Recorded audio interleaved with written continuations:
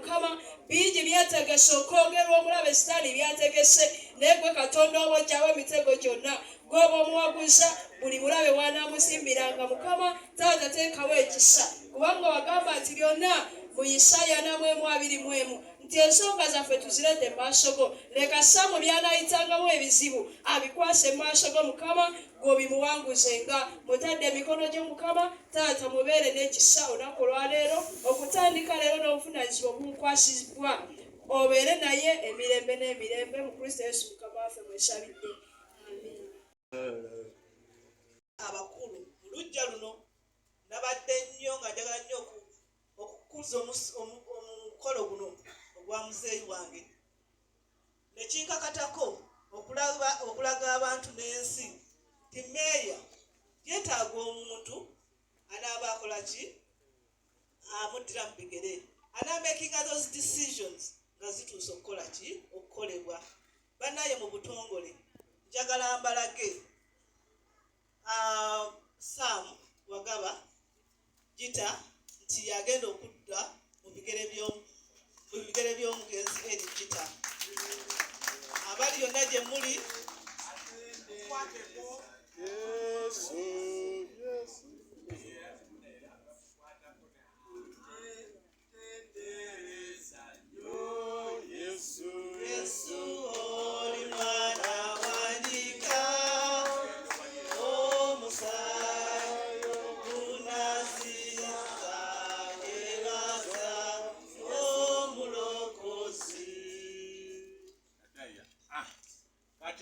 eno yentwala kwasa ekitabo namugamba nti ekitabo kino tekifanga mu kamwako naye onookirowoozangako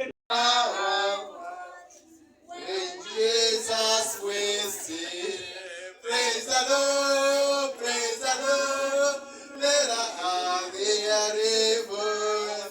Praise the Lord, let our people rejoice. Oh, come to the Father, to Jesus the Son, and give him the glory. Great things he has done. Yoswa nga yeebuuza nga bugenda kukulembera ntya abantu naye muno mwennyini Katonda yamugamba totya ddamu amaanyi guma omwoyo nga bwe nabeeranga ne Musa bwe naabeeranga naawe. Ssebo nawe ng'olondeddwa oyinza okutya n'ogamba ngenda kukulembera ntya ebintu taata n'emikwano gye n'obuvunaanyizibwa bwe yalina naye totya. Katonda eyali ne taatawo eri Gita n'amukozesa byonna naawe agenda kukozesa mu maanyi. Haleluya. So nafuba tuyisenga ekkanisa okujja okukakasa tugenda kwebaza Katonda tuyimirire. Lwekyo Katonda akabaka omubeere omukulembere Mukama ng'akubiriza banne nga tibajjayo ekifaananyi ky'omuddu kubanga buli alaba eri Mukama amulaba kati muddu Saamu n'ennyumba yonna. Kuba Yesu Kristo Mukama ffe tusabye. Kale mwenna mumukwateku mu abaana mwenna nammwe abali eyo muwanike emikono tusabire omusiko ono. Emikono gino gye tukutaddeko kabona yakalaga gwe mukulembeze gwe bakkiririzaamu era gwe ogenda obbakulembera. Kale obuvunaanyizibwa buno bukuweereddwa Mukama akuwa omukisa, Mukama akukuume, Mukama akwakiza omusana ogw'omu maaso ge era akutunuulisa ensaasizi. Era n'omukisa gwa Katonda ayinza bino gwa kyaffe n'omwana omwoyo omutukuvu Saamu gukubeereko gukuwanire gukulembere gukuwa amaanyi guleme okuvaako kaakano n'emirembe n'emirembe. Amen. Kiwedde kino kitandise naye buli mwaka mu kikole buli mwaka n'abaana babeereko bwe muba musobola you can even put a foundation. Mwine emikwano abroad, mwine emikwano wano anaatekamu 10 anaatekamu 2 nga neebulira ku bigambo bya bishop yawummula yagamba nti okuyambako okutono kusinga okusaasira ki obungi.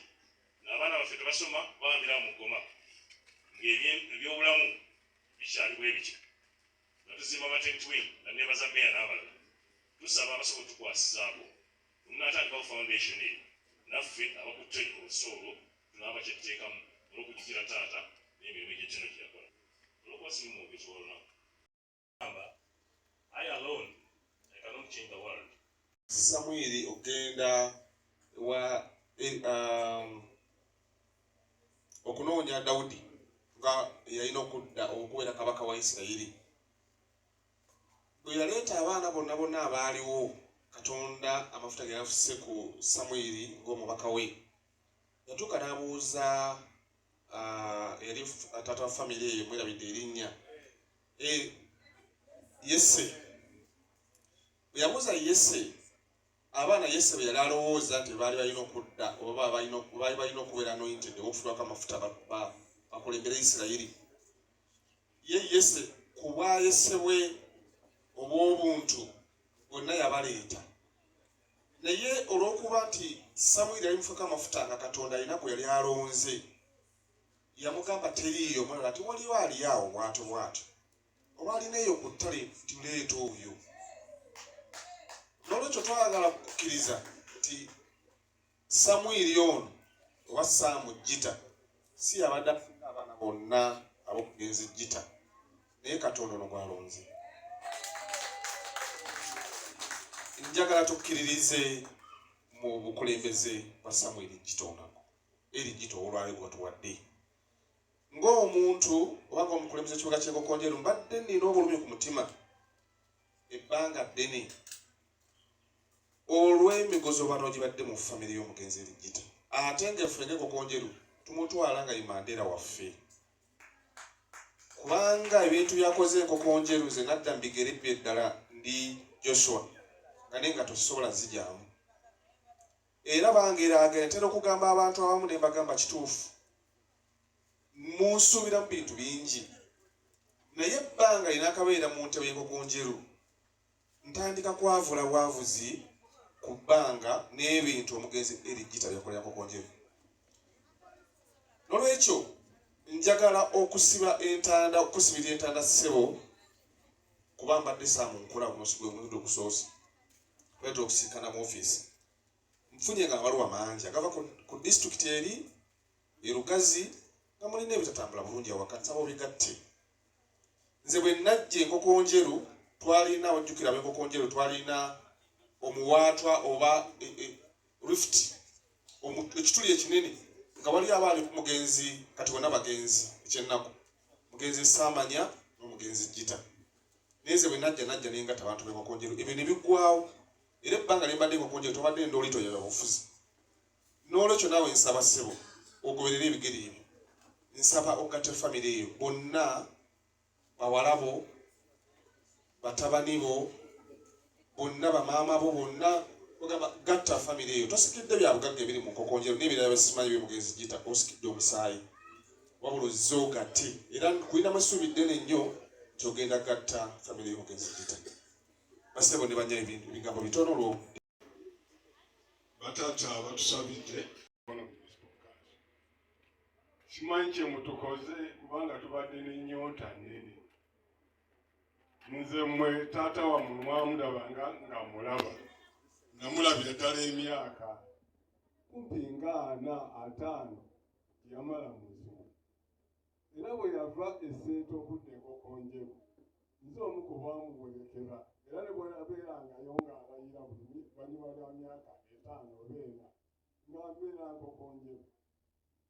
Ate Katonda n'amukozesa ebigambo ebibadde birabika. Kati nammwe ekigambo ekikulu Daniel balaba ekkubo Vika akyogedde mukole ebintu ebirabibwa abantu babinyumyeko tebasobola byerabira mbeegayiri. Era buli mwaka mutujjukire okutuyita mututambuzeeko ne Kokonjeru tugende n'esseeta mujje tubeere nga tubeerawo. Kubanga nange taata wange William Kaggwa Nkooyooyo yalina amaka mu Kirowooza we nakulira, ng'alina amaka e Ssugu, ng'alina amaka e Kigombya. Naye wonna ne lwava mu Kirowooza ne tugenda e Ssugu ne tujja ne mu Kigombya era ne tubimala. Biba bikola ki bitukwata.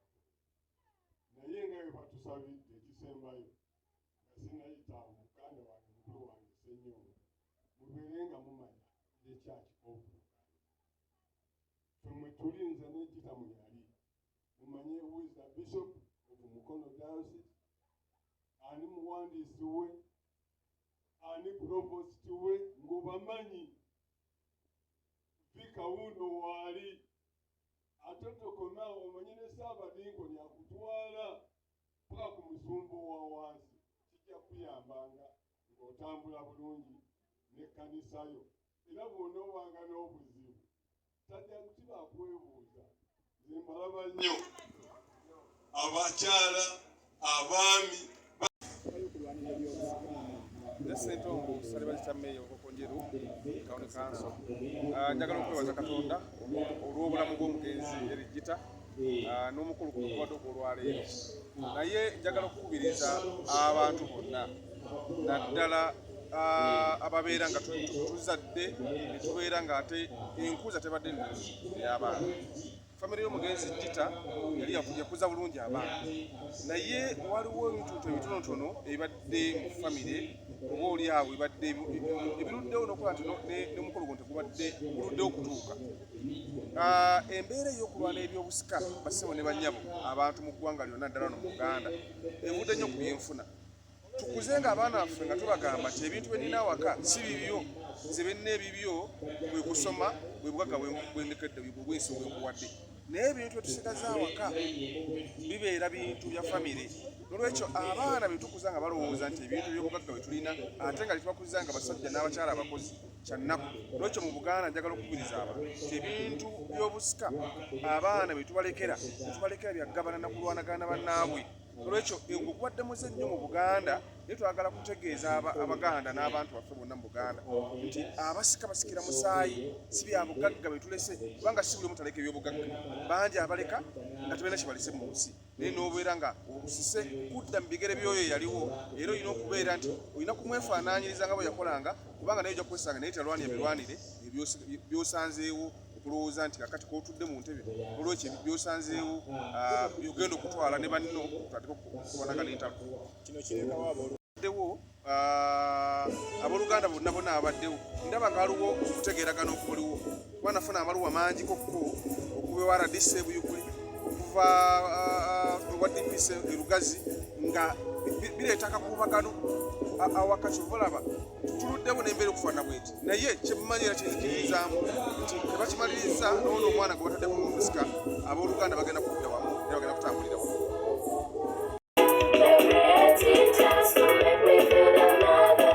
Babiraba oba birungi oba bibi, abantu babiraba. Bayibuli kyevudde egamba nti omusana gwammwe gwake nga bwe gutyo mu maaso g'abantu, abantu balabe nti be babalaba bagulumiza ffe ali muggulu. Kale fuba okulaba nga abantu bye balaba nga bigulumiza Katonda. Gwe nga taata abaana bo balaba ki? Gwe nga maama abaana bo balaba ki? Gwe nga omuzadde gwanga omwana bazadde bo balaba ki? Mwe nga abakulembeze bannabyabufuzi abantu balaba ki? Bye mukola abantu balaba. Era kyobudde omuntu akusasula okusinziira ku ekyo kyabadde alaba, era abantu bazze okulaba nga bajjukira kubanga baalaba ebyo mmeeya bye yabakolera. Naffe tutaakole bintu abantu bye balaba ebiweesa Katonda ekitiibwa tujja kuzikirira. Abantu balaba, kola ekintu okimanyi nti bakulaba.